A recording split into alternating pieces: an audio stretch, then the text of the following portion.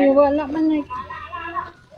Ami sa inyong dapat mga igsoon. Ani ami nagpaambit sa tulong sa Ginoo. Nagpaambit sa tulong sa Ginoo mga igsoon.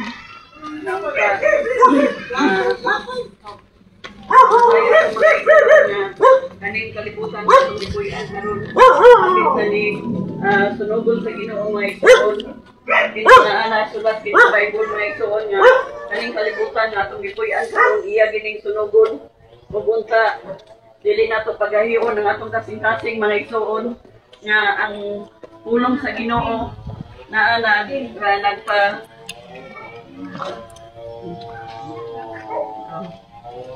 Danila. Mga igsoon na siya tan-aw sa sunugan karon mga igsoon nga tanang tao gusto sa Ginoo nga magkinulsol ang tanang tao mga igsoon.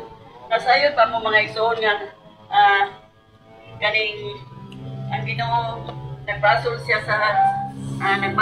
kanya itong panahon nga nagkikabuhat siya tao mga igsoon. Nagbasol siya tungod kay nakita sa Ginoo ang mga tao nga dili na gyud maayo. Ani ang mga igsoon unya nakita sa Ginoo nga hilabihan kadautan ang mga tao sa kalibutan o kanunay lamang hilad ang ilang gihunahuna. Nagbasod siya nga gibuhat niya ang tao diha sa kalibutan o nakapasubok kini kaniya. Busa mga igsoon busa mingon siya laglagon ko ang tanang tao nga akong gibuhat. Laglagon ko sab ang tanang mananaw ug mga langgam kay nagbasol ako nga gibuhat ko sila. Maneng giingon sa pulong sa Ginoo mga igsoon nga nagbasol siya nga nabuhat siya tao kay ang mga tao kanunay lamang ilad ang ilang gihunahuna. Wala na sila pagtagad sa Dios nga mahuntay kaluwasan natong tanan. Ang gusto sa Ginoo nga ubiya ta sa sala kanunay lamang mangayo pasaylo kaniya nga lamang sa sala na buhat ang pinusulan kanunay kay mao nay gusto sa Ginoo nga magkinusol ka magkwanta maglikay ta sa sala dili sa magbuhat og sala kay ang tao mga igsoon atong malikayan pero ang Ginoo di nato malikayan ugma sa panahon sa iyang paghukom. Kita mga tubang sa iyang atubangan buhi o patay mga igsoon upang sa ugma dili ta makalikay, dili ta makatago, dili ta makadagan kay ang mga tao karon ang uban nga mga Kristohano nagsangyaw sa uban nga mga dapit labi na ang mga persecuted Christian nga dituwa sa mga lagyo nga mga nasod.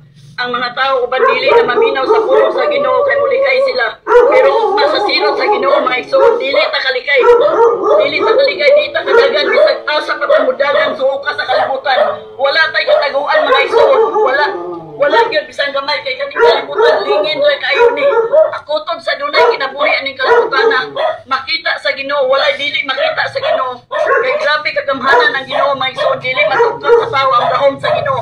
Busa ang gusto sa Ginoo ubiya ta sa sala magsinulsol ta kanunay dili ta magbuhat sa sala kay tan-aw niya ang atong mga kasing-kasing mga igsoon dili ang atong dagway yung niya tan-awon ang atong kasing-kasing sa matag usa bisan ilawang pata sa yuta o tago mga igsoon mulikay ta dili makita ta sa Ginoo.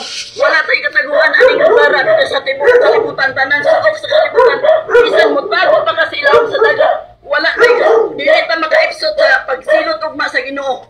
Wala tay kataguan kaya nga atong pinuhatan karon pa lang makita na ta sa Ginoo nga mulikay ta sa iyang pulong wala ta nagbali-bali sa iyang pulong gusto sa Ginoo nga biyahan nato ang sala kanang atong mga buhaton sa atong panimalay. Wala tay panahon sa pagsimba niya kung magsimba man niya dito sa Santa Dios wala pud na niya kahimuti ang gusto sa Ginoo nga buhi nga Dios nga atong simbahon ug siya ang nagbuhat sa langit ug sa yuta nga mao'y among kalagaran kanya to diha migikan pero gitawag mi sa Ginoo diha mi sa buhi nga Dios nagsimba kanunay mi sa Ginoo nga padaygan ang una itulid niya ang dalan kay sa una wala mi nangasalaag mi sa una wala mi katultol sa iya mi kaila sa iya muna karon gibago sa Ginoo nga kinabuhi muna nga magpasalamat mi sa Ginoo nga ang among mga buhat karon diha lang mi nakasinto niya ang among nauna diha lang nakasinto sa buhi nga Dios maunay gusto sa Ginoo nga kita iyang ang tarungon iyang ayuhon atong kinabuhi kong